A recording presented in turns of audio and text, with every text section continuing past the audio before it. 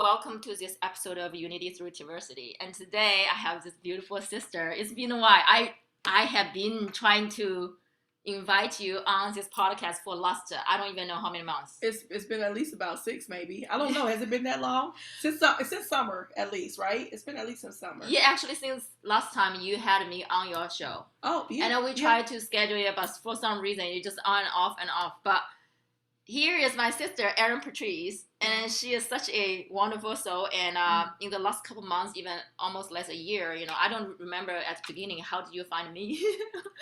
Or I don't know how we connected. Honestly. I don't Maybe remember. Andy. Were you like Andy? No, you know what? I actually think I found you through Amy Phoenix. Oh, yes. That probably makes sense. Yeah, I think that's how. Yeah. Yes. I think I saw you on a tag or something maybe, and I was doing what I do, and I went to research, and that's how we connected. So, yes. Yeah. So the first time we did I was on your show, I would say, right? Conversation, 5 conversations. Yeah, 5 people, 5 conversations. Yes, that was back in February. Oh, was it that long Yes. ago? Wow. Because it was cold out.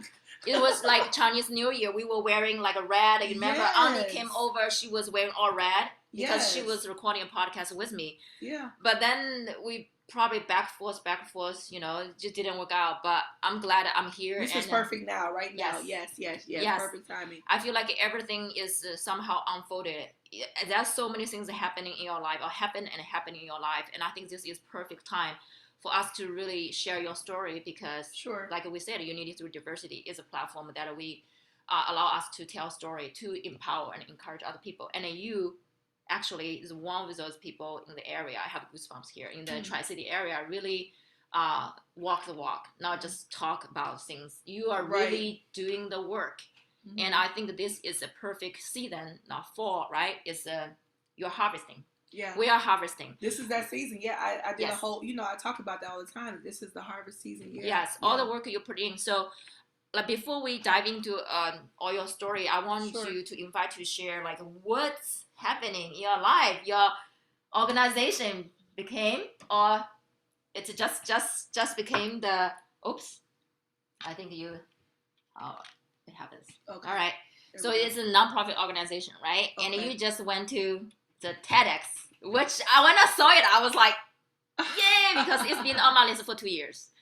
And obviously, I should have put the application. And after that, I was like, okay, I'm ready to put my application. Well, and that's it. Oh, now I can hear myself. I didn't hear myself earlier, so I think that wasn't all the way in. But that probably that's the beautiful part about it, though, because you seeing that is what kind of gave you that push, like, okay, I need to do it.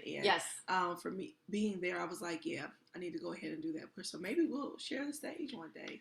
We will. And also, will you share, because that's, like you said, there's so many people are thinking about that. However, it's the last push is because they need to see somebody they know close to them actually made it happen. They're like, oh, it's actually possible. I can try, because something you think is so far away, but once you see people around you, they made it. You're like, oh, maybe I can do that too. So that pushed me to put application. By the way, I have not submitted the application yet because I was like, I'm gonna type all the answers before I submit. So will you share with us a little bit, because I think that when this podcast release, you not only inspire like us, myself, because I try to put in, but also young kids, right? Young people. We talk about a lot to devote our time and energy to inspire and work with young generation. So we'll share the story a little bit, because we talked about a little bit before, but I'm still No, the energy was amazing. It was nice to be in the space, and I don't know, I think it's something too about going to a conference like that where there's no expectations. Typically if you go to a conference, if it's like a work conference, or you have some standards, right? Well, and you know that you're kind of held accountable to bring something back to the group or learn something from it. There's an expectation there, and I think with this, it was nice to just be there, just be, right? And just a part of this group of people that were all there to just bask in that energy of wisdom and knowledge and, I don't know, just community. And it was really nice because you saw all different type of people and from different backgrounds. They even had some school groups there, which was beautiful for them to see. And what I loved about it was that with it being in Detroit, a lot of the people there that were on the stage were all from Detroit. So they got to share their stories about how they never thought they would ever be on a TEDx Talk stage, right? Yes. And now they're all there. So it was really inspiring and motivating for sure. Share us a little bit. How did you get in? Because we talked about this application, but I think you hop on a divine timing, the train that you're meant to be on that stage at a short period of time. So I think it's gonna open the storyline of we looking back your life, now looking back. A lot of time you just at the right place with the right people. Yeah. With the right opportunity. Yeah. So I think this is one of those synchronized moments. Yeah. Is it? Yeah. Yeah. It's really so one thing about me that, I mean, I know you know, but the thing about me is that I believe in manifesting, right? I believe in walking in spaces. So even for me, when I've had jobs that I wanted to get, I would drive past the job, right? And sit in front of the job in the parking lot. I would literally visualize myself walking through, getting coffee, saying hi to people. Yes. Like that, this is stuff that I would do by myself because I wouldn't tell people because people will think that you're a little crazy, right? Like, but I literally would, I mean, I've had jobs that I can tell you right now, the story of how I would just drive by and I would say, tell us one. Because I think it's called anchors and energy. I understand that, but I never really see people really doing that. I do a lot of visualization, right? I do manifestation, but share us one of the jobs because I think this is powerful. Well, because I know people think I'm crazy already, but I want to share this. So there was a job. So you know where Dow is, and they added a part to it. They built that new building that was a part where all the flags are, the headquarters, and they had a company come in called Theta, which is TCS, Tata Consultancy Services out of India. Yeah. And they built a whole building, but then they had the whole like third or fourth floor. I can't remember it some years ago. But anyway, that was a job that a lot of people did not think that I could get for whatever reason, right? And because it was a corporate job, they're like, you don't want to do that. I'm like, but I do because it would help me with, sustainability and like being able to take care of my children, blah, blah. So, it's funny. So I put in the application for the job, and I would just drive by. Like I would drive down Patrick Road, and I would see myself. And then I drove up the road. Didn't go all the way in because, of course, you couldn't because it's security.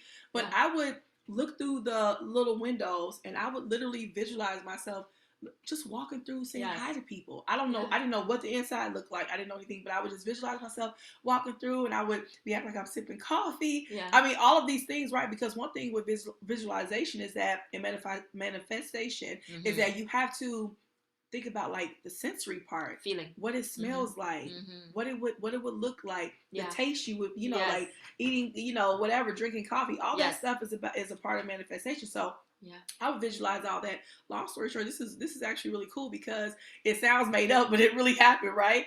And so I'm doing all this for a time because it took a while for them to respond back to me, almost to where I thought I wasn't going to get the job. But I really believe that it was for me. I'm a firm believer in like what's for me will find me, right? Of course, I have to be open to it, right? And so my mom's house, where I live, where I used to live, was probably about 5 or 7 minutes from here. Okay. I was leaving my mother's house, and this particular day, I got a little frustrated. Yes. Right? And I'm like, they need to call me. Like, it's time. Right? It's time. And so what's so interesting, I pull out of her driveway, and I'm going home, right? Yes. I'm driving down the street. Literally, when I get down by kind of like where Coffee Chaos is, which is probably about 3 minutes from here, the phone rang. My cell phone rang, and it was them. Like, it was them. And I remember answering the phone, and I was like, hello? Because I didn't recognize the number, but something told me, answer this phone call. Yes. Answer the phone call, it was them. And HR, and they said, hey, we're looking for Erin Walker, blah, blah, blah. And we want to talk to you, to bring you in and talk about orientation, all this stuff. Yes. And I remember, and I get like kind of emotional because I just remember saying like they need to call me, like it needs to happen now. And literally 3 minutes later I got the phone call. And I'm like all cool with her on the phone, and when I hung up I remember just crying, like all this thankfulness. So I'm like, oh, it's actually like it's happening, right? That's it's very happening. Powerful. And got to my house and pulled out in front of the in my driveway, and I just remember just being really thankful. And I say house, but it was actually an apartment at the time. And it was an apartment that we had, me and my children had gotten, because we came from a bad situation, domestic violence situation. And so I was just ready to, I'm sorry, I'm getting emotional, but I was ready to, take charge of my life, right? And just really offer them some different opportunities. And so that was a part of that stepping stone, but it all starts with the heart, right? And you have to really believe that you are worthy of it, that it is yours, and that it is meant for you. And when you walk in that, and that's what I try to, and I know I'm preaching right now, I'm not trying to, but that's what I try to tell people is that you can't wait for it to already be. You have to like literally walk as if it is. So it's stuff that you have to already start like literally believing in and walking in before it actually happens, so that when it does happen, you're ready to flow right into it. If you're not prepared for something that you believe is coming, when it comes, you can miss it, right? Exactly. Or you could be not going to be missing, or part of you miss it, but also if you're not prepared, when the opportunity came, you're not ready for that. Maybe it's too much, right? Then you are like, oh yeah, I want it, but you're not preparing it. So a lot of time in our life, feel like that's like I always believe that I do my part. Universe to universe part. And the story you shared is very powerful manifestation, because I do, what I do. A lot of time I manifest a lot of things. You just like similar, but I could incorporate that part of driving by, but it's very like visual wise. So I will see it. I will feel what it feels like if I'm in that position, like TEDx. Like literally, I visualize myself. I saw the stage. I saw the clothes I'm wearing, because that's how powerful you can get. And you literally, I have to like teleporting. It's like you put yourself there. That's the core of a manifestation. And you obviously you nailed it. Probably many times in your life, is it? Oh, I have so many stories of that. I mean, I won't share all of them today, but I mean, it literally is, to me, it's a very simple science, right? And I practice it very intentionally. And a lot of stuff I don't share because you do sound a little, it's some of the stuff is a little weird, because you have to literally, so even with the wording and saying like when I get it, like, when it comes, or when that happens, as opposed to if, right? I try not to use if. And so it's saying like, oh, I applied for this, so when I get it, because I'm already prepping for it, right? And so if I'm looking for, say for instance, I don't know, a job, I'm going to already have my clothes. I'm going to have everything. So when it does come, I'm ready. And so I already operate as if it's there. So that's one thing. I think one of my, I forgot which teacher shared that you use present time. Like I have it. Like instead I'm going to have it. What we always say is, we say the order, I already placed the order. So it's on order. Like literally because I can share what I'm manifesting. I always want to have a Tesla. And also I thought I was joking, not joking. Like I forgot that I did place order 3 years ago, but that was Tesla truck. And so one of my friend, they heard this news. That time you put a $100 in. So I kind of know I did it, but after 2-3 years, you literally forgot when did you do that or whatsoever. I just remember that glimpse that I placed order. So when people ask me, even my girls, I was help them visualize. I was okay. So if the car is on driveway now, when the car is driveway, what color you see? Where's the bowl? There's a bigger bowl, because I want to have a bigger bowl on the car. So the girls, to the point that they know, so believe that mommy have you're gonna have, or whatever this wording, but they believe that the Tesla is already ours. And when they have conversation with their friends, they're like, oh, you have Tesla. I was like, yes, it's on order. It's not delivered yet, but it's already placed order. Then later I went to the Tesla account. I saw it. I was like, oh, actually I did place order. It is coming, is it? But that's kind of not say a joke, but that's some funny story to tell. It's like when you really believe that something is a place order, you just have to wait there. It's just wait at the right time to have open arm to receive that. And do the work, right? And that's the part too, like to add, that doing that work. So already have everything that you need in place. And that's the thing is that, and there's some things that I've actually visualized that did just come, like just came without a lot of effort. But there's some stuff that have to put in the work, right? I mean, even with getting a nonprofit. Yes, I was going to ask you it seems everything just happened so fast. It did. But I know that you prepared that for years, right? Yeah. 2020, Yes. Yeah. So 2020, we kind of started things, but I stopped it. Like I just stopped because I was focused on 2020. Yeah, 2020 is when we started. Yes. But then I stopped pursuing things because I was focusing on other stuff. Yes. Still with the business, but not necessarily the nonprofit part of it. Yeah. So I said, oh, okay, we got a project fund. We could just do that for a couple months. But what was interesting that when I applied for the nonprofit, it came back so quick that even the lady I was talking to that's an accountant, she was really shocked that it came back so quick. But she said, you know what probably happened? She said because when they look at your application, they look at like, everything that you have going on. They look at your websites. If you have a website, some people don't even have a website, right? Yeah. Or they look at basically the work that you've been doing, and they see consistently that I've been doing work for 2 years, right? I've been literally doing stuff for 2 years. Look at the website and see, a resume there. So with that said, that's part of operating in those steps of, even though that part, which is really a technicality, right? I mean, because you're already doing it. Yes. So that part may not be there yet, but they see that, okay, she's been doing the work. So in my mind, I mean, I don't know what their process is, right? But in my mind, it was like, okay, we're going to support this, right? Because she's already been doing it. Yeah. And not just, kind of like have this fake, thing going on and want to kind of say, oh, we've been doing this, but they get to see consistently. And that's why I tell people, like, consistent work, like whatever you're going to do, be consistent with it. It doesn't have to be the best. Because a lot of stuff that I do, girl, I'm winging it, okay? I don't know. I'm trying to figure this out, and I don't have, like,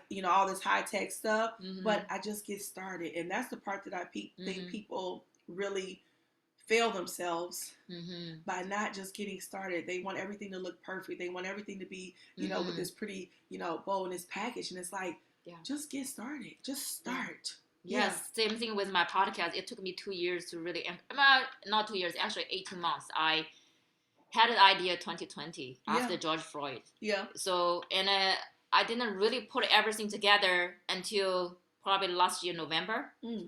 So, but after that, it's the same thing, because I have when I do certain things, I already see the finished product, like how I want to add a video, audio, everything, because I'm a very visual person. Yeah. But then universal creator, however you call it, is like, hey, Gina, eventually you're going to get there, but that's 12 steps away. What is your next step? So to the point, I was, you know what? I'm not going to so fixated on the audio process, how beautiful, like intro and outro. So when I started podcast, this first episode is actually tell people that, hey, if you're looking for some podcast, very fine, or intro, outro, background music, whatever, probably this podcast is probably not going to for you. Not say I'm not going to do the work.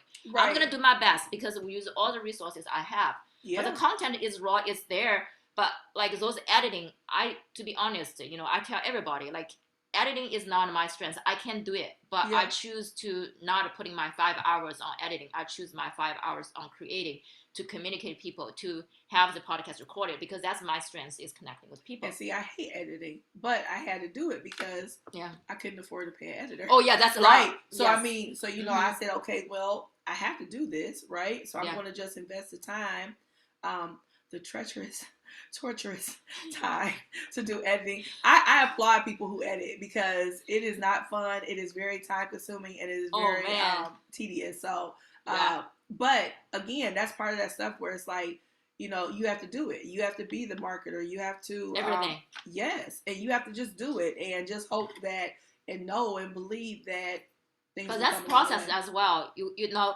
I realized all the business I started, it's like we are the person who is started, because you are the creator. You create a new life, a new business, whatever. They're still your baby.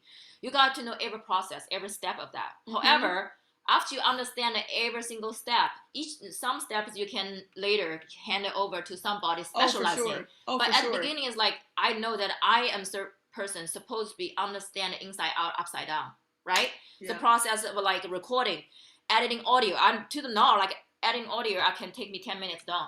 The video part, because the data is so big, so that's why I use Zoom, because you can just upload it right away. So I'm doing what works best for me. But I know each part I could go a little bit deeper when time comes. Well, right? and for me, it's and I'm sure it is for you too, it's a spiritual thing, right?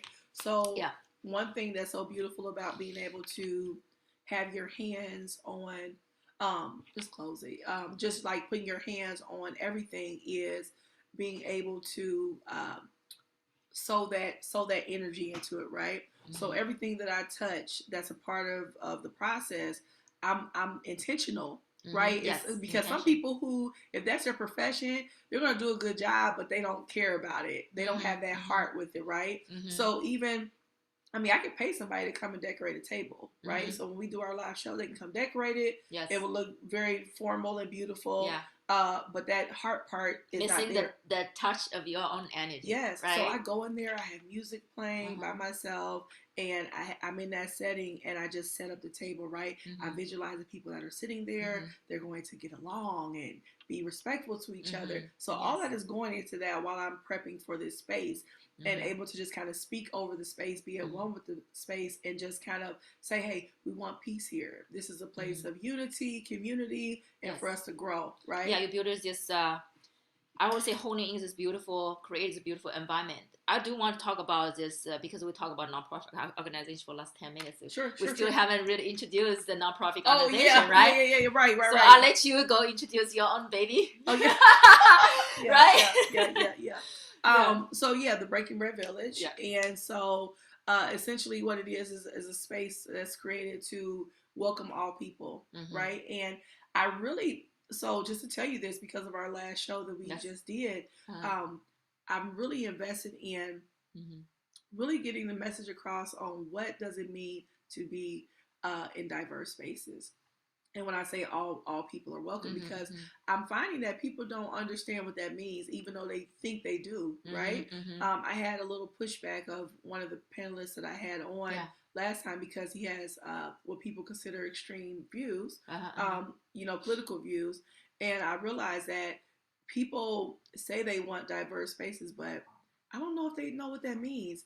And so I'm fully committed to having diverse spaces. Yeah. And what people don't understand is that I can have a panel of 6 white panelists, and it can still be diverse. Of course. Diversity is so much deeper than what we look like, right? And our colors and all this different stuff. Diversity is diversity of class, of environment, where you grew up, religious, political beliefs.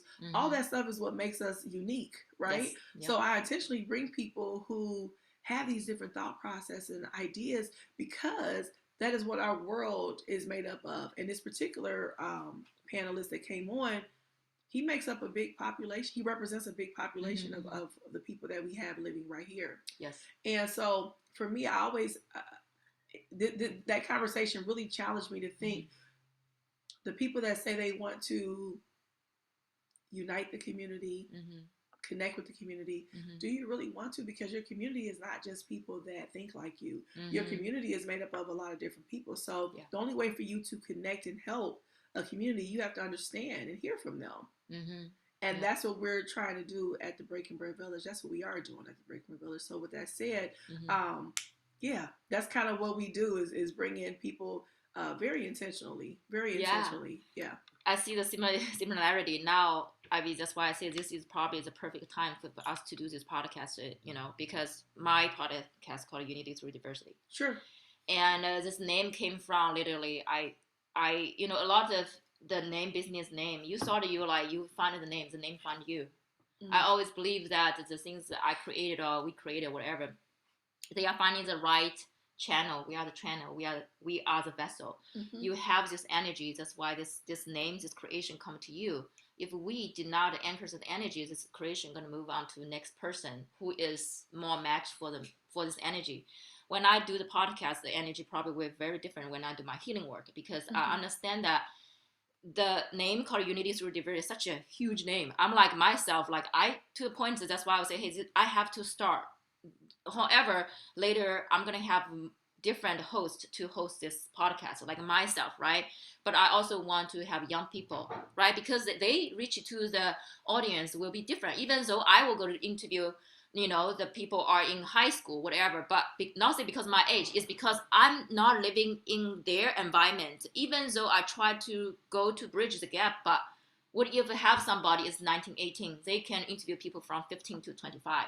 So that we will get a different story, different way to express things. That's why I have to start, but also the diversity. Like you are very diversified. Like also to me is we can or we allow ourselves, give ourselves permission to open to different perspective.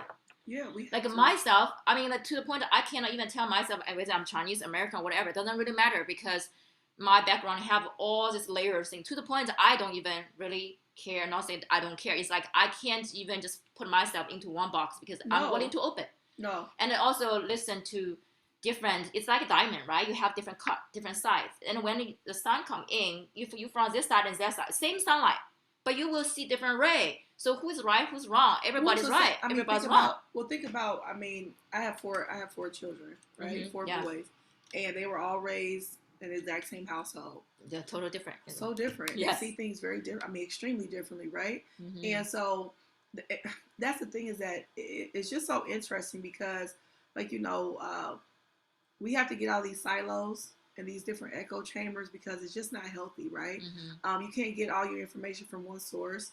You can't be afraid to ask questions. I question everything. Yes. And I think that's healthy to question things. Mm-hmm. And then also, when it's unrealistic to think that everybody's going to think like you. It's unrealistic to think that you can force people to sway your way. I mean, think about, I even think about when, like with teachers, when I go and talk at, sorry, the air is really dry today. When I go to schools mm-hmm. and I talk, I even tell the students, I'm like, your teachers are all here and they have the same goal is mm-hmm. to teach, right? To educate. Yeah. Excuse me. They're to teach and educate. They're also different though. They have different ideas and philosophies and mm-hmm. Different things to make them up, but their main goal is all the same. Main intention, but they have different approaches. Yes, right? Yes. So, mm-hmm. and that's all of us, right? We can have, I always tell people that this is my kind of like my spiel is that, all of us over the 2 years, I believe like I've been doing case studies. I didn't realize I was, but I've been gathering all this information of just how we interact with each other. Mm-hmm. And the 3 things that I found that everybody wants is to feel safe. Yep. They want to be healthy mm-hmm. and they want to be free. Mm-hmm. Like those are the 3 things that I found. I mean, there's other things, but those are the 3 main things that no matter who I talk to, whatever mm-hmm. their political, whatever beliefs mm-hmm. are, those are the 3 things they want. Yeah. How we get to those things mm-hmm. is what makes us different. So for safety for some mm-hmm. might be having 20 guns in their house, right? Because that makes them feel safe. Yeah. It's physical just safe. Mm-hmm. Yeah. Or whatever. It makes them sleep good at night, mm-hmm. emotionally. They feel safe, whatever mm-hmm. that safety looks like, right? Yeah. Then you have people that believe no guns is what makes them safe. Right? They would mm-hmm. feel uncomfortable with a gun in their house. They would mm-hmm. not be able to sleep at night with a gun in their house. But it's still safety. Yes. You get what I'm saying? Yes. So we want the same things, essentially, mm-hmm. the core of us, right? Mm-hmm. How we get there is what makes us different. And we have to be open. And because naturally, mm-hmm. if you're not a gun person, the minute I talk about guns, our mm-hmm. bodies tell that we're not comfortable. Like, yes. I don't have a gun in my place. I probably feel very safe that I do not. Yes, and I could tell that because the way you responded when I said 20 guns, you were like, oh, yeah, you know what I mean? But for someone that if they went into your house and said, you don't have a gun, they would think you were like, that's crazy. You know, mm-hmm. you go down south where my family is, people have guns all the time. It's no big deal to see guns and land all over the place. Like, why is there a gun right here in the middle of it, But that's what people feel. Mm-hmm. So my point is that we have to be careful with mm-hmm. Discarding people and dismissing people because they have a difference of what they consider their safety, their health, and their freedom looks like. So yes, I think that the one word that came to my mind is embrace the differences. Yeah. Right? Embrace is like there's no like a right or wrong to them is very right to them. Just because you disagree, it doesn't mean they are wrong. Well, yes, and that's the thing is that I always tell people about learning the why and the how. Mm-hmm. Why does a person feel like that? How did they get to that conclusion? Say, for instance, you have a guy that says, yeah, I want 20 guns in my house to feel safe.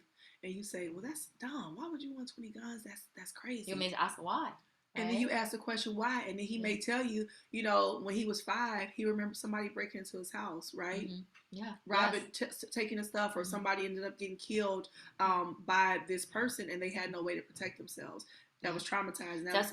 That's a belief system, because now back to the healing work I do, like, because I'm working on people's belief system. So if they're 5 years older than, they believe that if no God, which means gonna surround their lives, they have belief system is like, God make me feel safe. So that's a belief system. But that's no right or wrong. It's just what they experience. Sure. So what if the other person, let's say, you know, 6 years old, and somebody broke in, you know, maybe in the gunshots, whatever, they have belief system is gun is dangerous, right? So the belief system is very different than, I mean, there are so many different, like you said, if you have 5 white people, but they have different background. They, you know, education, not say education high, low, but how they perceive the information, perceive their lives, the angle is different. Well, you can have blue collar, right? Yeah. That worked, you know, farming or something his whole life or her life, and you know, had to really work hard in a different way. Not saying white collar people don't work hard, but I'm saying just a different, right? Yeah. And then you have somebody that's white collar that, you know, may have been given everything, or use, you know, more. Not that people that work hard don't use it, but what I'm trying to use is that some people use their hands more, and then some people just use, because like some of the stuff that people do on computer stuff, I wouldn't have a clue how to do. I'm not that kind of person. I'm more of a hands-on.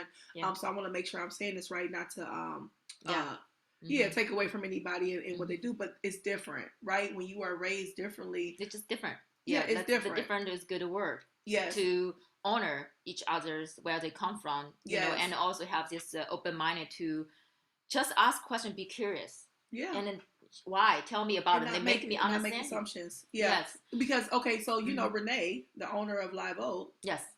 So people could look, and her and I have had this conversation. That's why I'm sharing it. Yeah. People could look at her and say, "Oh, she's very privileged, right? I mean, she looks like she doesn't have to worry about anything. She's always, I mean, you know how she looks. She's always flawless, you know, and she looks like, you know, people assume that she has money, right? And they assume like, oh, she's always had that. But you know, I mean, as she shared all the time, she grew up. She didn't have that, which made her into what she is today. When I was younger, I was middle class. I mean, we lived in a nice house. My mother worked a corporate job.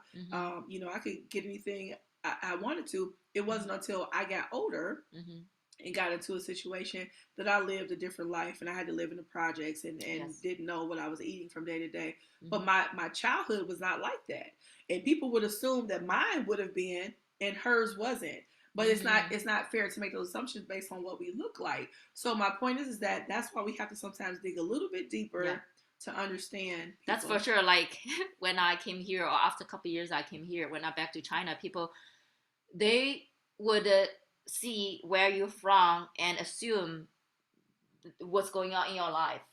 You know, and I was like, you guys have no idea what I'm going through right now. That was actually lowers my points. I had suicidal thoughts because I was like, you know, the gap between how people see you versus how you really feel about it. The one thing you do mention, that 3 things, you know, one thing, if I would add on when in my work or when I approach other people, communication is to be seen and heard. Plus safe. Safe is for sure, you know, like safe to share, safe to, you know, but another part is like we kind of sometimes missing the part of really listen to this person, and they them share what's on their heart with patience. And I feel like when I look back, it's like that's something missing. Obviously I'm still here, you know. But that time it was really to the point is like, you know, there's a lot of people are going through what I went through right now. This depression, right? Why you would have this depression? Because you have different how you show up in public is one mask or face. When we are not really connecting, the true version of ourselves has a gap, because in the middle, because we don't feel safe to share, and we are afraid other people will not understand what I'm going through. Free. Yes, and it be free. And literally nobody understands when I share. They're like, Gina, why would you complain? You married this person, you have 2 kids, you have a car, you have a house and everything. I was like, yeah, you're right. Because whatever my emotional going through, they will not understand, because they think if you physically have all the things, material things, you emotionally supposed to feel happy, loving. I was And like, they are not all in the same. No. right? Yeah. So, and also I want to ask a question because I'm really curious, because now we talk about that sometime we want to put event together. We obviously will notice that one or few of them, they actually not saying they are not aligned, but the energy putting out there maybe a little bit, not so supporting the whole group's the environments, how you direct those conversations, because it's really hard, especially people are more influential in the community, and you want to have this open conversation, talk about things, and then the energy will be different. It's like it's you and me. We are pretty locked with each other. We can, kind of have more of patience. So I would like to direct information, conversation, but in a group setting, sometimes, it's very tricky. Yeah. So how did you deal with that or work with that? So again, going back to kind of like being intentional, purposeful, really thinking about things and being, I don't know, just really focus on what the goal is. I try to set expectations, right? Not expectations of the conversation or where it should go, because container, what to say? Like I always say, set a container. So like we are for this intention within this range, we can really, well, and that, and I guess I don't go into that depth. I try to be more of an example. So I think that if I operate in a certain way, that people will respond a certain way, right? So if I go into them and I meet with a panelist ahead of time, one-on-one, and I don't judge them, I welcome them in, I let them know that they're safe, then they understand that is the intention, right? That's the expectation, that you too will extend that same grace to somebody else. So I don't meet with people who have this long, like, don't do this, I don't do that, because we're adults, and I feel like I try to make it very clear what the goal is of what I do, and I would hope that people understand that coming in. And I think that spirit is there where people say, you know what, I'm going to, and even if a person doesn't, I really believe that even if a person doesn't necessarily feel comfortable with something, they respect me enough in our relationship to honor it. You know what I mean? Yes. Because that's what it's about. It's certain things that if I go into a space with somebody that I'm a little unsure of, because you can always tell when people first come, you have some that look very apprehensive, a little nervous, a little unsure, because they don't know what's gonna, and they don't know if people will respond a certain way. But I think that they trust enough because of our relationship that I got you. Like you're not going, like nobody's going to attack you here, because that's not allowed. Like we're not doing that. And so that's why it's so important to connect with people, right? And have that foundation so people feel safe. Yeah, back to the safe. Yeah, when people feel safe, when people don't feel like, it's something when you say to a person, you need to start doing this and you shouldn't do that. You got a wall, you got a barrier. People feel like they have to defend themselves. Yeah, just being judged. Being judged, right? And now I have to defend what I feel and what I believe. But if I just say, tell me what you feel. How do you feel about it? How do you feel about that?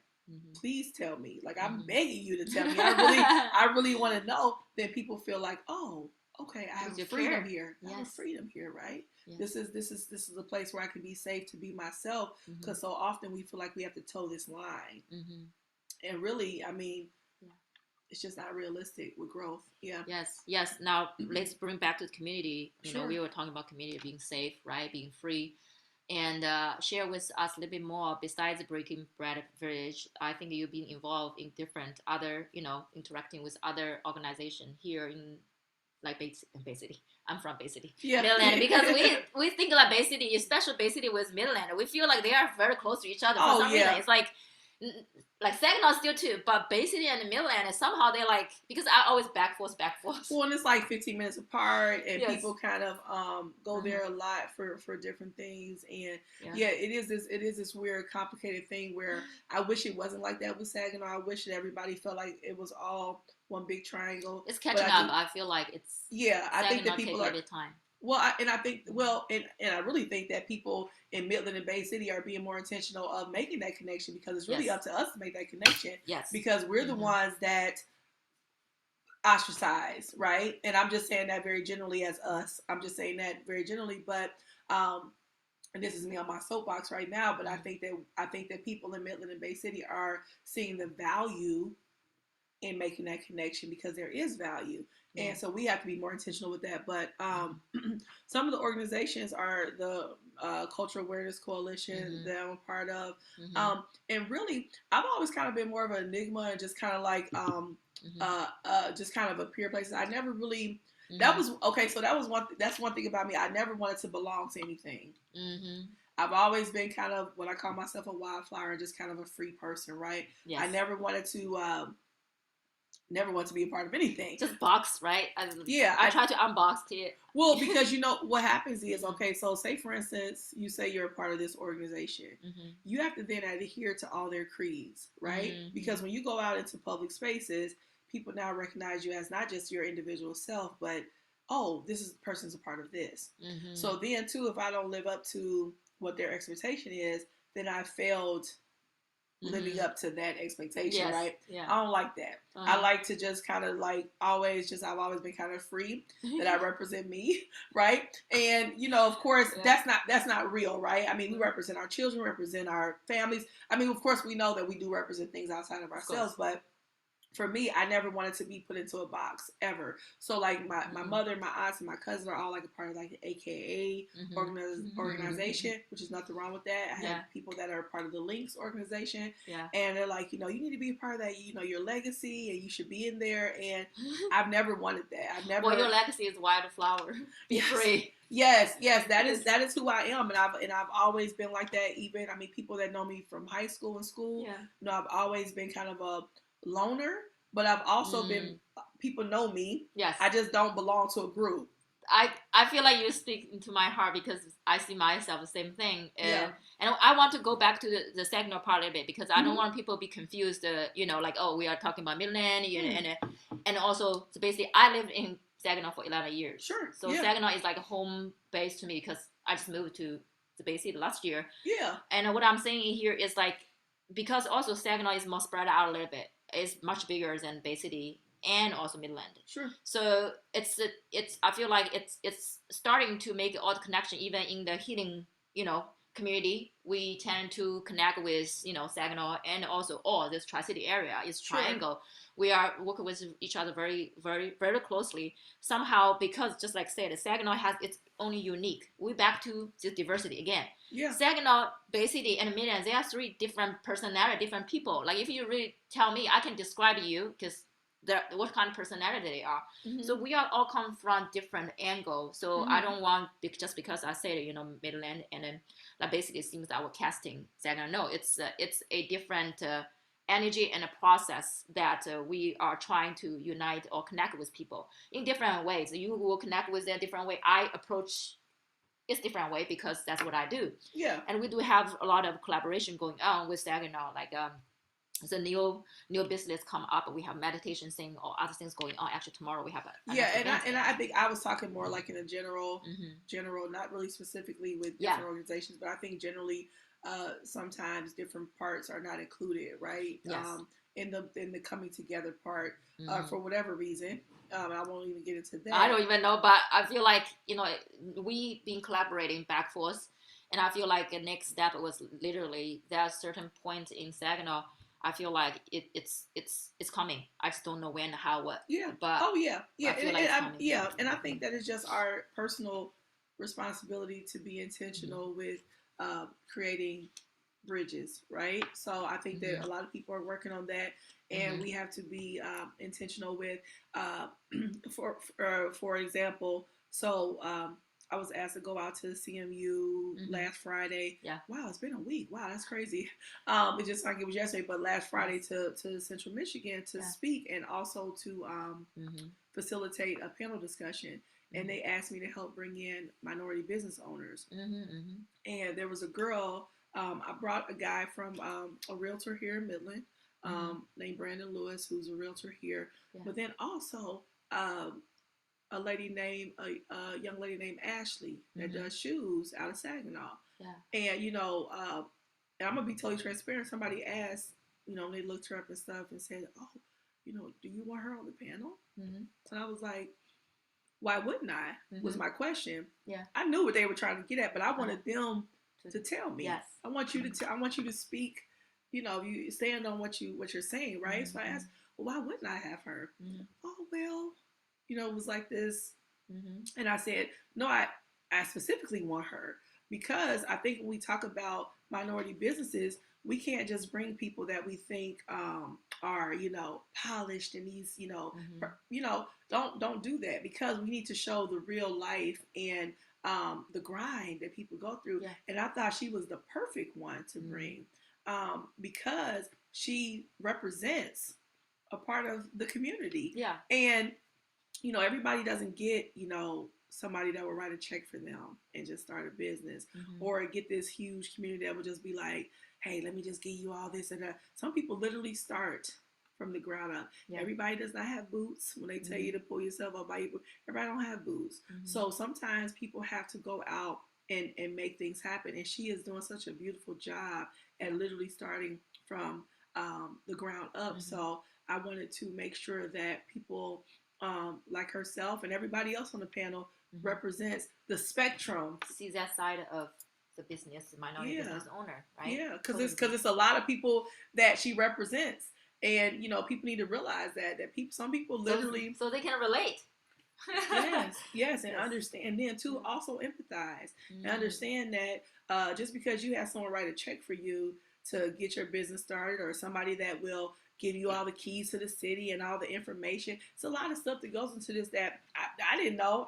I'm literally learning day by day of stuff that I made a mistake about or assume something because I didn't know, and so everybody doesn't have people that will meet you at a coffee house and sit with you for a couple hours and teach you that stuff. Everybody doesn't have that. So people are literally doing the best they can and doing well at it. And so people like that should be celebrated. Oh yeah, for sure. Yeah. I want to back to this wildflower because I think it's so beautiful. Yeah. That like I said, it's like you represent your own legacy. Yeah. And I think people when they say this legacy, we have this previous definition or expectation when we say, "Oh, leave your legacy behind." I think you are demonstrating a new way of what is your legacy. Now let's talk about legacy. You said you have 4 boys, right? Yeah. So share with us a little bit of like. You are demonstrate what you believe. Yeah.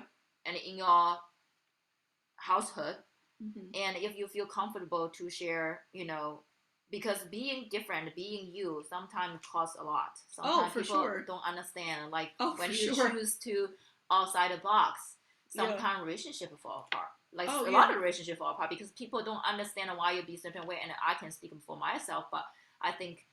If you feel comfortable to share being you, what it is, not say tell people what's the cost of being you, but like being your true authentic self takes a lot of courage. And takes a lot of sometimes you didn't, stand up for yourself. And I don't want to say sacrifice, but it's a sacrifice. Yeah, what's your that's your devotion. So I want, if you feel comfortable, share some of your personal story of like being this authentic wildflower, which is beautiful. Yeah. But it's a journey, right? Yeah, and you when you're in it, because the word that you use, and I'm trying to remember when you first started, you don't think about it being courageous. You don't think about being courageous, right?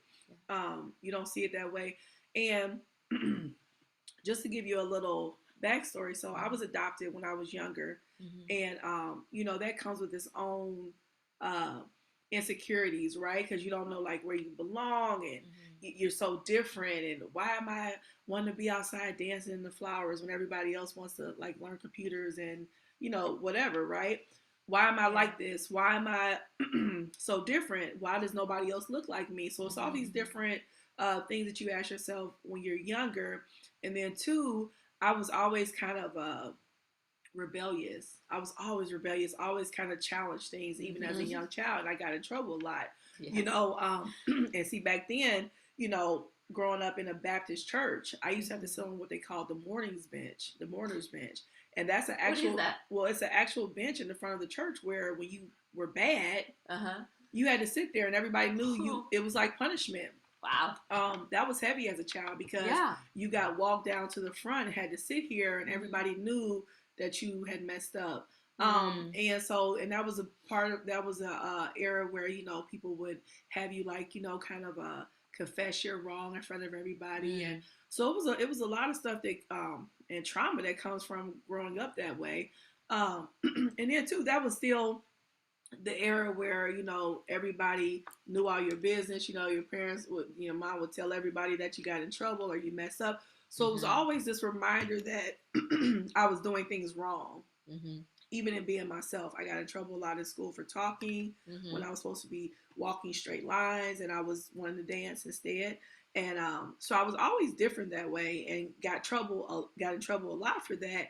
And so I started to learn, and this is not any blame against my mother or anybody else. I think they did what they knew to do, but I was being taught, right, and programmed that my authentic self was not enough, and it was actually kind of penalized, right? So then that's when I started thinking that who I wasn't good, right? So that's when you start, you know, you're looking for love and some type of validation. So when I was 15, I met someone that was 7 years older than me. Probably shouldn't have been dealing with him, but you know, that's the thing. And so, but he gave me a lot of attention. Later, I realized that it wasn't good attention, but it was attention. And oftentimes we understand that children, because I was a child still, any attention is good attention, right? And so got with him, and you know, started having children at a young age. I had my first child when I was 17. Got married when I was 18. So all this time, I never took time to really learn myself, right? Be myself. I jumped right into being a mother, a wife, and I didn't know how the hell to be a mother. I didn't know what I was doing. You know, I'm learning these things, right? And hoping along the way. Mind you, it was a domestic violence situation. So then again, I was being penalized again. I'm getting emotional because I think about my kids all the time. So,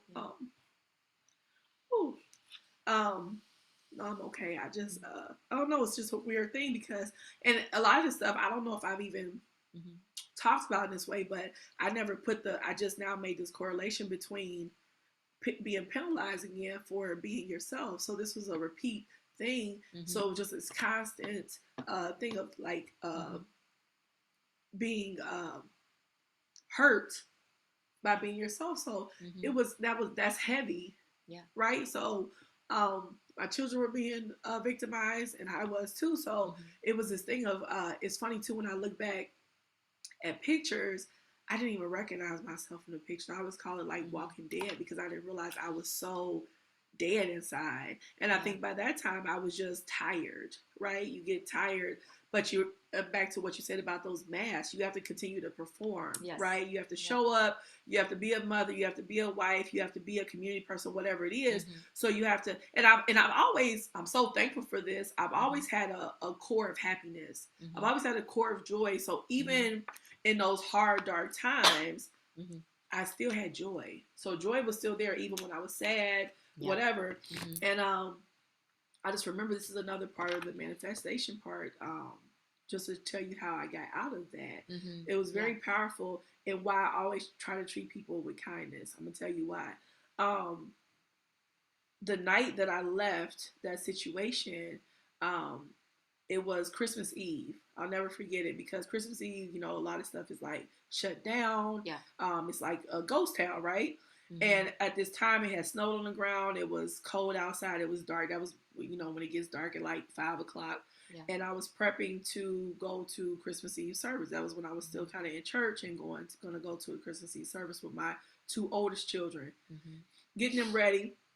And I knew, because of the situation I was in, that typically when I was going out somewhere, he would pick a fight with me. He would just kind of like get started to either try to not make me go, or just, I don't know, he would just pick a fight. It was just weird. So I just would be very quiet to just get us all ready, and then I would leave, because I knew once we were gone, I would enjoy myself.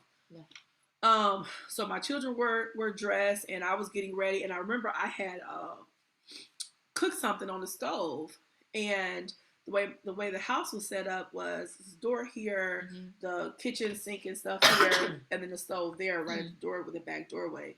And remember, it was a cast iron skillet on the thing, and I was cooking or whatever. And I remember he started kind of going in, and he was picking a fight, and I'm like, oh, here we go, and I'm like, okay, we gotta go. And I just remember my 2 children were at the door. My younger 2 were sitting on the couch, which you could see right through to the living room. And I remember thinking, okay, if I could just get them out, I would be out and we'll be home free. By the time I get home, he would have calmed down. And remember, he was arguing, and then he went to go pick up the cast iron skillet as if he was going to hit me with it. Yeah. And I just remember thinking at that moment, on the drawers next to me was where the knives and stuff were. And I remember thinking, like, I'm going to do something to him. Like, it's so funny. People don't understand when people say, like, how your life flashed before you in, like, seconds. That is a real thing, where I really visualized me like it was going to be one of us, right? Yeah. And instead of doing that, I just remember telling my kids to run. And we ran, and we left. And I don't know, it just was something where it was just like, okay, I need to do this. Now, mind you, the night before that night, there was a song by Kim Burrell. I will never forget it. And it talks about, it's called The Prodigal Son. And there's a part of that I kept playing in my house. He was gone. Kept playing it. And it basically said, take me back to the place where I belong, like back to home, right? Yeah. I remember I was singing that song it was more of like a, I don't know, it wasn't even crying, I was wailing, right? It was like this cry that I kept putting out. I kept playing that song. Nobody else was there in the house. And I remember just saying, like, get me out of this. Like, at that time, I was done, right? But I didn't have the courage or the strength to leave the situation. I didn't even know how to even do that. And that night before, I just kept singing that song, I'm crying. I'm literally like, and I'm mad at God, right? I'm like, mad at God. And I'm saying, do something, right? You tell me to do this. You tell me to do this. You tell me to be this way. Get me out of this situation. Yeah. And I was really upset and like, do what you need to do because I need to get out of this. And that was the night before. And I remember, I'll never forget, because our car made this like screeching noise because it was like an old raggedy car. And I remember hearing him pull up outside. And I remember being disappointed that he was like still alive. I'm just going to be totally honest. I had never felt that way before. And that's when I knew I had to get out of this because I don't ever want to wish death or anything like that on anybody. So I'm like, okay, this is too much, right? And I just remember saying, like, I don't have the courage to do it, so you need to do something. So anyway, the next day, that's when all that happened. Told my kids to run, and remember running through the night, and it's like snow outside, and I remember hearing him yelling behind us. And later, we found out that he was like throwing stuff at us as we were leaving. But at that moment, I just was like, run. I didn't know where he was running to. We didn't have anywhere to, like, nothing. My mother and my family all lived somewhere else. Nobody else was there anymore, except for my godmother and god sisters. And we're running, and I'm knocking on people's doors, like, help me. Nobody would open their doors. And so I'll never forget, we ran across this school like yard or whatever, and there's like a kind of like a nursing home, assisted living place that was like probably about, I don't know, half a mile away or whatever. So we had ran there, and that was the only place with lights on because it was Christmas Eve. Yeah. And at the back door, we run up to the back door, and it's like just an entryway for people that live there. It's not like a main entryway or anything. Yeah. And as I ran up to the door, I will never forget this. I saw this lady, now, and it always gets me emotional because people don't believe in stuff like this, but I do because it's happened in my life. Yeah. She walked by, and I was like, I know her. I didn't know anybody that lived in there. I didn't know what that. I never, as many years as I lived in that community, I never paid attention to anything because it was like an older person's home. I just kind of knew people lived there. Yeah. She walked by down the hallway through this door, and she saw me, and I waved. I'm gonna tell you who this lady was. So in that same lot, it's a McDonald's, community McDonald's that people always are at. Yeah. She used to work in there, and she was kind of like had different abilities. So people would always call her slow, which I hate to say that, and I hope I don't offend anybody, but I'm just repeating what people used to refer to her as. And she was always a person at McDonald's that washed the tray. That was back when they had trays. Yes. And she didn't say much, but I would always speak to her when I would see her there. I don't even know her name, but I remember I used to always speak to her. I'm sorry. Because it's just like a reminder to be kind to people. And Yes. I would always say hi to her. I would always ask her how she was. And she really didn't have a lot of verbal responses, but she would always say, good, okay. And I would smile at her, and that would be it. We didn't ever have a long conversation because she wasn't very verbal. And but that day, she happened to be the one walking by. And I call her my angel to this day because when she saw me, she lit up. And she was so happy because she knew who I was. Yeah. And she was almost kind of like a child, the way she would respond. And I was like, please help me. Oh. And I remember she looked around because they weren't supposed to let people in because it was the back door. And she did like this. She said, shh. She can't. She come in. To this day, it still touches me because it could have happened so differently in my life at that moment. And she let me in, and I told her, oh, thank you so much. And I gave her a hug, and she let me go up into her room. She snuck me up there and let me use the phone to call someone to come help me. And I always think about that because people always, ask why I treat people how I treat them. You never know, right? How you can impact someone else. Yeah. And you never know how somebody can impact you. We're all in this together. We're all connected. And I always remember that. I was able to call my god sisters. They came and picked me up and took me out that situation. And what was interesting is that I had to call the police to be able to get my other two children out. I had never called the police on him before, ever. And that day I had the courage to do it because I had to get my babies out. Yeah. And what was interesting, and I'm not gloating about this, it's just what happened. When they took me back to the house to pick up my children, because they were going to escort, to get him out, they found out he had a warrant for his arrest that I didn't know about. So they also took him out the home. So when I prayed and cried out that night before for a way to allow us to get out, that was the way, because I didn't want to fight. I didn't want to get hurt. Yeah. And so he was removed out the home for some weeks or so for me to be able to get my babies out, move out the house, and relocate to Michigan. That's what brought me here.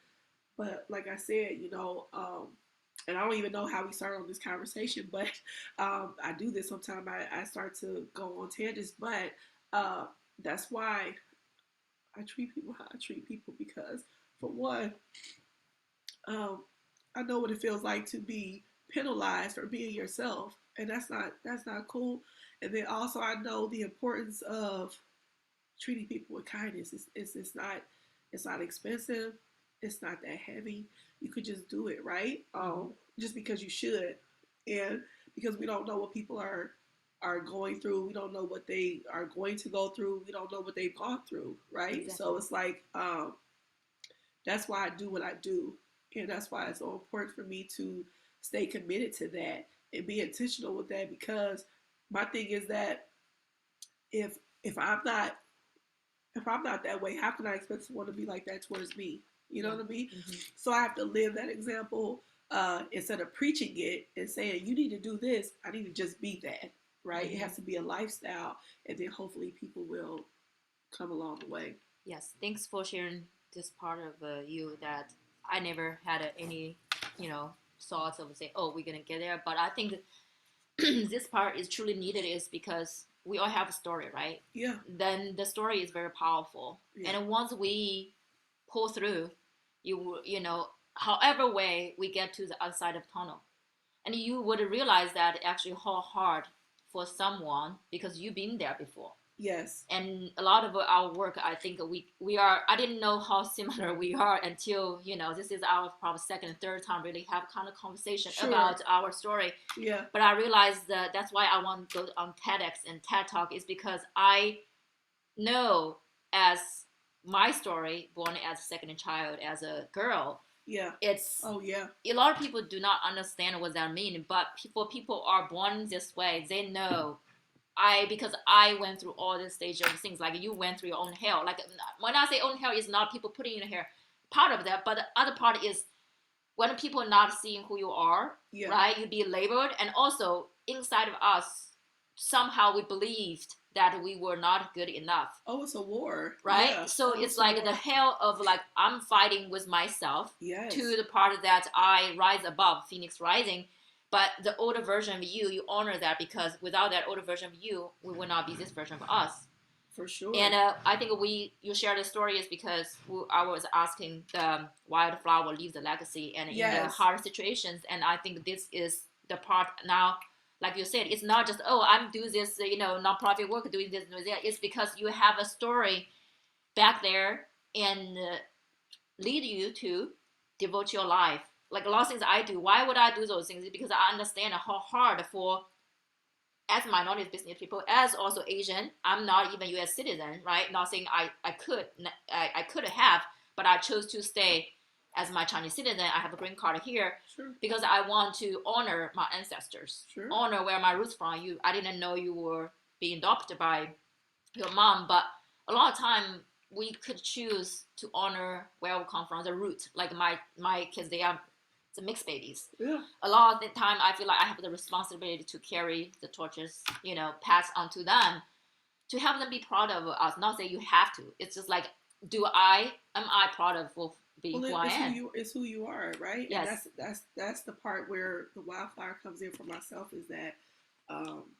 so you could take two paths.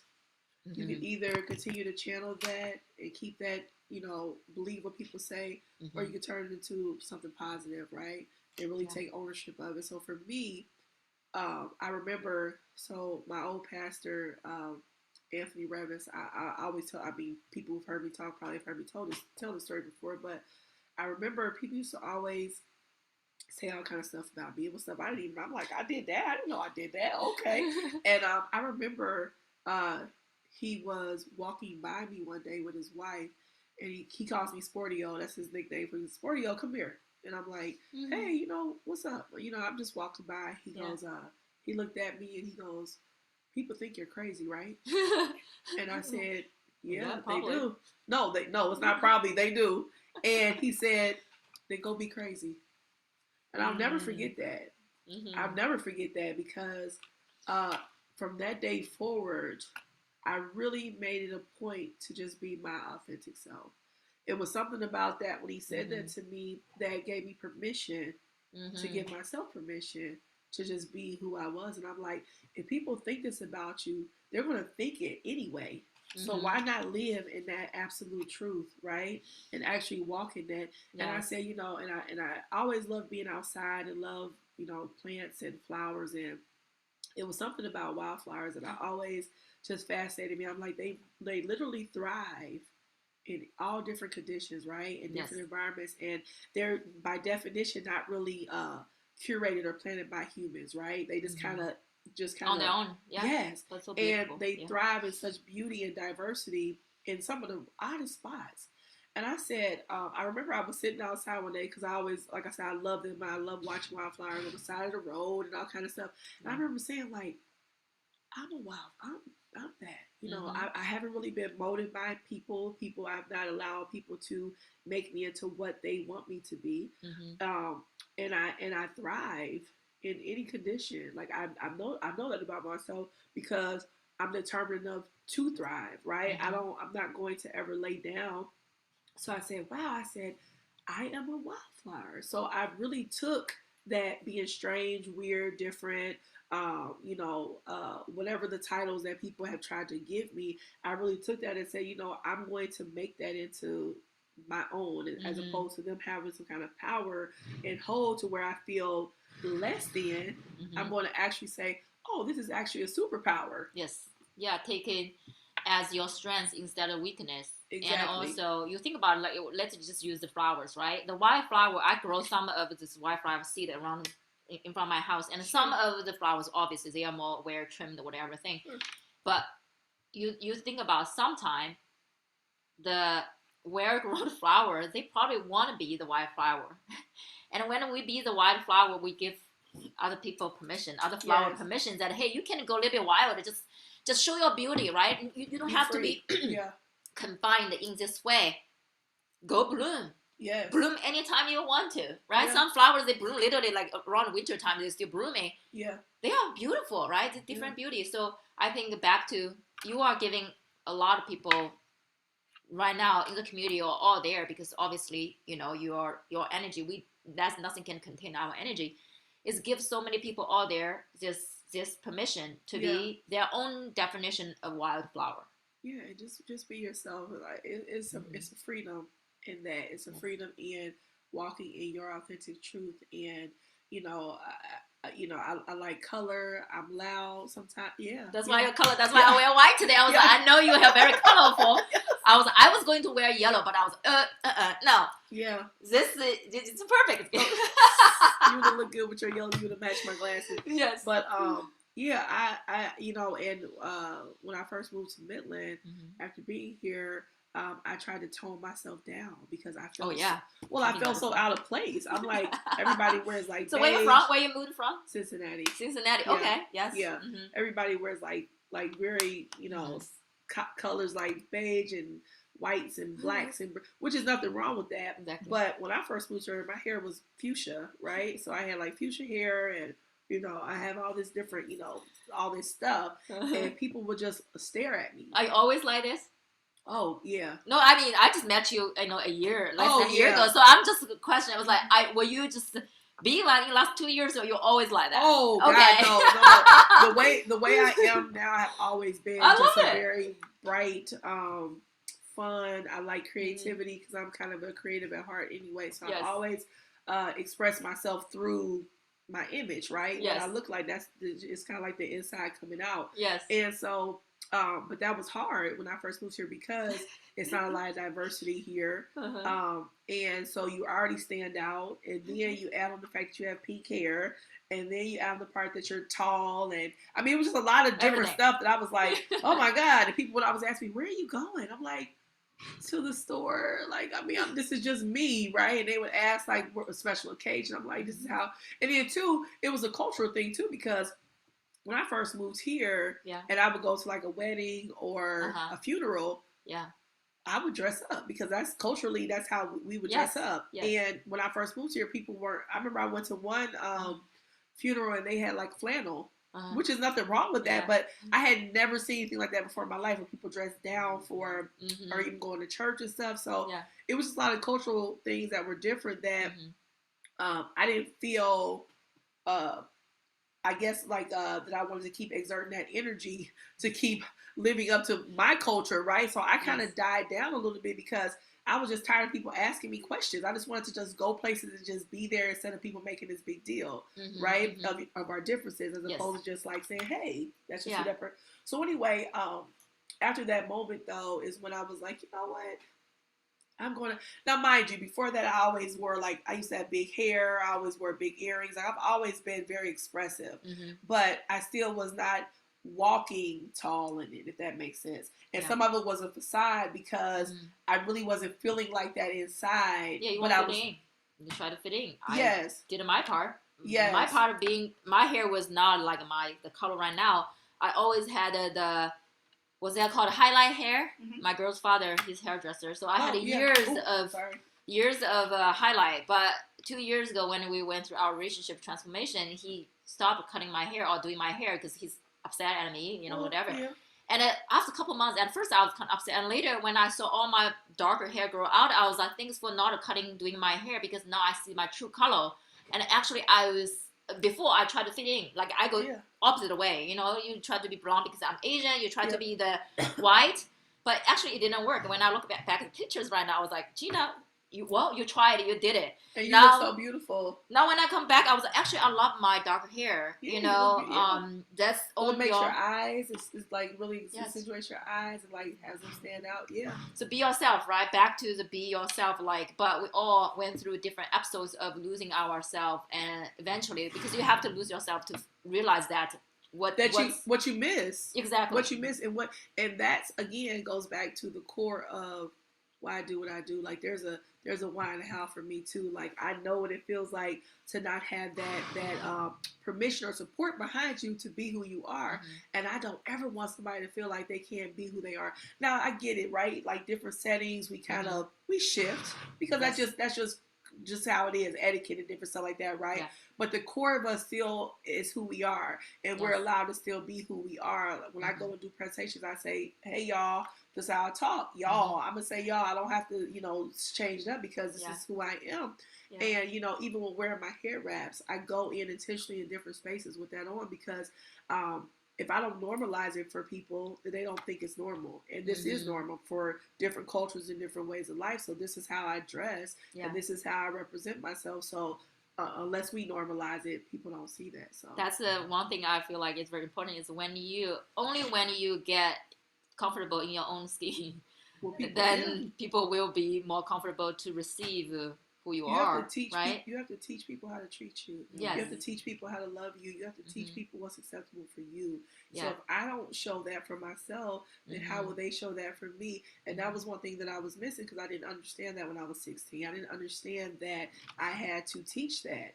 Yeah. And so I said, and again, this goes back to the work that I do is that instead of us doing like this, it was a me. Yes. And I remember I said that one time about even my situation.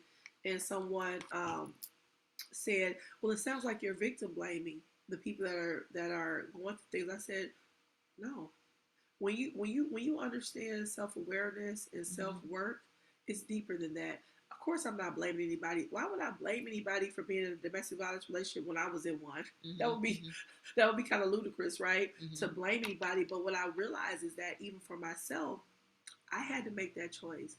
I had to take responsibility and say, I no longer want to be treated this way. Until that happened, I didn't change it, right? So, of course, I'm not blaming anybody that's in any type of bad situation because sometimes people really don't know. At that time, I didn't know that I had to take power back. Yeah, you did the best you could do that time because a lot of time I always say, looking back my own path of obviously, I say, well, you could blame that people. Of course, this person did something to me, said something to me, but I said, well, he didn't force me to get married, like marry him. I actually said that. So actually, I take my ownership. But that's why it's later when you see those live events, it's like let me take my share of the pie. Yeah. But what that experience teach me? What is that experience really teach me to the point that what choice I'm gonna make if similar situation happen, or how can you have discernment to know who is really there to care those for signs. you. Yeah, those exactly. Signs. Instead of signs. Yeah. Yeah. So instead of like, no, that's the story because like again, when you out of the situation, now when you share the story, actually empower other people. Say, hey, not saying you deserve that, but is there any way you could choose differently? Right. Or it's not too late, or if it's not serve you, will you courageous enough to get yourself out there and life is not end that moment. Life is going to continue on, right? Right. Yes. Right. Yes. So the thing is that it's just really interesting because people really just don't understand unless you're in those situations how much it takes to transform the mind, right, and the spirit and the. I just remember so many things that even with that situation that really helped me understand that I had people can think I don't know like guides or people along with me during that time because it was just certain things that happened that you can't make sense of. I mean, even so, because of the situation, even though I didn't decide to press charges against him with that thing, the state does it, right? And when you're in certain things or certain situations, the state will pick it up, especially if they feel like somebody else has another, warrant or another case. They want to put as much stuff, right? So I had to go to court to testify for that situation. I was scared as I had never done anything like that. I had never told my mother didn't even know I was going through this stuff. So I was scared to death to tell a judge or in front of a courtroom. And I'll never forget the night before I had to go to court because so long story short, after that all happened, my mother and my uncle came to Cincinnati to pick up my children for me and bring them here to get them out the situation so that I could work on the house and get all our stuff together and have that moment. And then I had to go to court, and so they came and got my kids, and my kids were actually in Michigan for Christmas and New Year's while I was back there. Yeah. And the night before I was going to court, I was so nervous because I had never done anything like that before. I had never even gone to court for a traffic thing. Like I had never done anything like that, right? And that night, so the way my godmother's God rest her soul, the way her house was designed is that they had like an attic type bedroom up there. And that was the bed I was sleeping on. I'll never forget, it was one of those small little attic bed windows. And so the bed was here and the window was here, and there was a street light that shone in there. So it was a little light that would come in from there. And I would never forget this. I mean, I could see it just vividly as it was then, and this was almost 20 years ago. Something woke me up because I was so nervous that night. I couldn't really sleep all the way, but something woke me up, and I remember it was a little nightstand sitting next to the bed, and it was this angelic being that was sitting on the nightstand. I mean, it was just as clear as can be, almost like a childlike sitting, kind of like you know how they have like those gargoyles on buildings, how they sit kind of perched. Yes, that's how I was sitting on this nightstand. And I remember the light was brighter than it had. It wasn't just a street light. It was really bright. And I remember it saying to me, you know, don't worry, don't fear. And that was it. And I remember this calmness came over me. I will never forget that because and you know, it's funny because when you think back about something, you're like, did that really happen? Or was that like, and I know it happened, you know? And I just remember that it gave me a peace going into that because I felt very alone and very, you know, because my mother and stuff weren't there. And that next day was hard because when I was going down the hallway to the courtroom, his mother had passed and she was upset that I was doing that, and some other people that knew him had passed. And then I'll never forget, I'm in the hallway and they brought him out off the elevator, and he had shackles on and the suit. And that was hard for me because I'm not a person that I don't ever want anybody to be like incarcerated and all that stuff. So that was really heavy, and then I felt a responsibility in that. But I knew that I had like I had to do that in that moment. And that was really hard at that age and time. And but with having that guy that came and that visitor that came, it was really comforting because I didn't feel alone in that moment. But yeah, I mean, I've been through a lot of stuff and a lot of private moments where I know spiritual encounters have taken place, and so that's why. Like, people look at stuff and they think like it's arrogance or it's this, that, and the other. People don't understand that I've been through stuff and I know for a fact that I have purpose and that I'm destined to do certain things and that I'm on a journey that I know that I'm called to do. So it's not arrogance. It's being sure that I have this mission to do, and I can't allow anybody to derail that or get me off that mission because it's purposed. Well, I think that's perfectly said and perfectly shared the story. I think I really, really want to thank you for everything you shared today and with our audience. And like it's just like a wave ripple effect that I have no idea how many people's life you're gonna empower, inspire, and change. Because like I said, we have no idea what we did, what we said. And that's why at the beginning we said this intention to allow your guides, you know, angels and archangels, whatever I say, to deliver the message to those people who needed these messages in their life, right? Because you had somebody support you, you know, angelic realm or in human realm. So I think we can wrap up right here because everything is just so, I feel like so perfectly, your story, everything. I would say, let's give yourself permission and then give other people permission to allow this wildflower. Everybody have definition of their own wildflower. Sure. You know, even the rose, whatever, they have thorn, right? Like other roses will be different. Like just be your own kind and shine that light, be authentic. You know, we have this permission. We have this is our birthright to be free. Yes. To feel safe, to feel, be yourself. This is our birthright. Right, so let's just continue doing our own work and shine our own light, and allow each other, unity through diversity, diversified society, and it brings us unity by acknowledge each other's uniqueness and differences.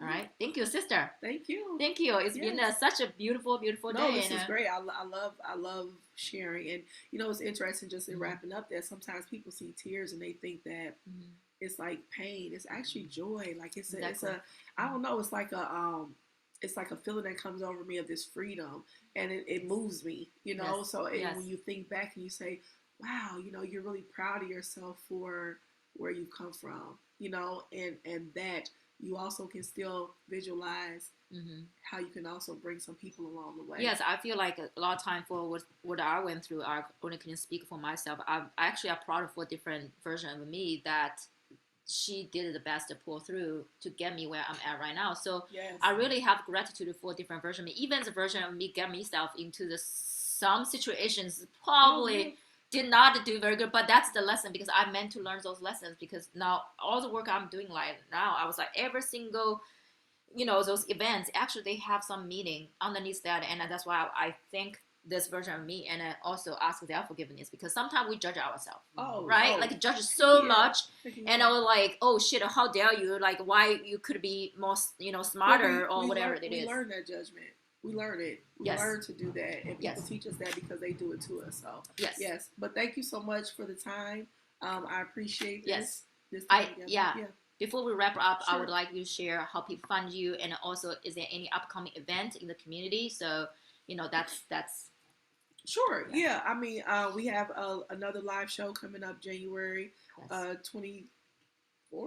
23rd, something like that. I think it's 24th. I don't have it in front of me, but and it's going to be at the Dow Library at 6:30, and we're going to do another live show. And the topic is actually going to be a part of a 6-show series that we'll be doing throughout the year. And that first show is going to be about societal expectations. So we're going to talk about that. We're going to talk about us wildflowers and how we all get kind of put into these boxes. But anyway, that's what's going on. And people can find the Breaking Bread Village on Facebook and on Instagram and YouTube. So all right. So thank you, sister. Thank you, Erin. Yes, thank you. And thanks for having me at your mom's place. Oh, yes. I didn't see your mom, but it's beautiful day. And thank you guys for tuning into this episode of Unity Through Diversity. And you can find us on major podcast platform, Apple Podcasts, Spotify, and YouTube, and Facebook, all called Unity Through Diversity. And I will see you guys next week. Thank you. Bye.